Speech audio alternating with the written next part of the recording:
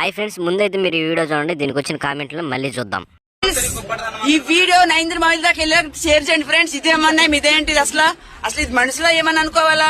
ఇంత కష్టపడి ఆ కుంభమేళకి వెళ్తున్నారు, కానీ ఎలా ఉంది మా పరిస్థితి? ఎంత ఘోరంగా ఉందో తెలుసా? 2-3 ట్రైన్లు వస్తే మీ సెమ్మెం పోతుంది, మనీ వస్తున్నాయి కదా, కుంభమేళకి వెళ్తుంటే బోల్ మనీ వస్తున్నాయి కదా. మా అలాంటి సంబంధాలు పట్టించుకోరా? మేముంటేనే మీరుంటారు, మేమే లేనప్పుడు మీరెక్కడా?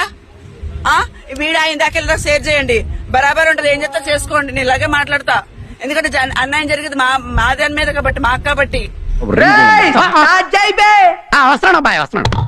దీన్ని ట్రైన్ లోంచి తోసేసి ఎవరన్నా పుణ్యం చేసుకోనరా. ఫ్రెండ్స్, దీన్ని శ్మశాన వాటికి వెళ్లే వరకు షేర్ చేయండి. ఏం ఫీల్ ఉండదు మామయ్య. వెళ్ళి ట్రైన్ డ్రైవర్ మడుగుడు సీట్ ఇస్తాను నీకు.